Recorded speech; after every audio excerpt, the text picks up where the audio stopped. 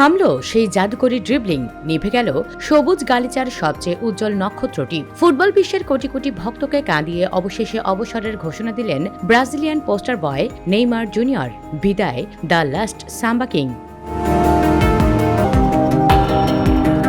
সান্তোসের অলিগলি থেকে যখন উঠে এসেছিলেন, বিশ্ব দেখেছিল এক নতুন ফুটবল রূপকথা। তার পায়ে বল মানেই ছিল ক্যানভাসে আঁকা নতুন কোনো শিল্প। বার্সেলোনায় গিয়ে গড়েছিলেন ঐতিহাসিক MSN ত্রয়ী, জয় করেছিলেন ইউরোপের সর্বোচ্চ শিরোপা। তিনি শুধু গোল করতেন না, গোল করাটাকে একটা উৎসব বানিয়ে ফেলতেন।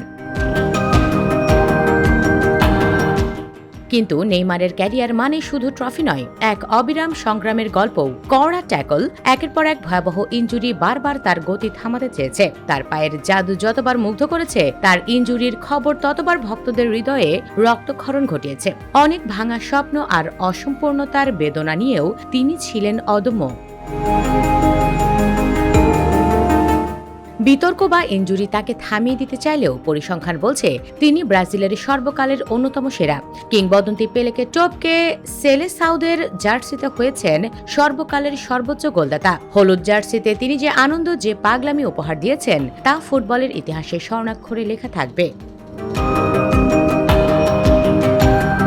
ফুটবল ক্যানভাসে আর হয়তো মিলবে না তার জাদুকরী ছোঁয়া, সেই অদ্ভুত সেলিব্রেশন বা ডিফেন্ডারদের বোকা বানানোর সাম্বা নৃত্য আর দেখা যাবে না। কিন্তু নেইমার নামের এই শিল্পীর আঁকা স্মৃতিগুলো থেকে যাবে চিরকাল। ওব্রিগাদো নেইমার, ফুটবল তোমাকে মিস করবে।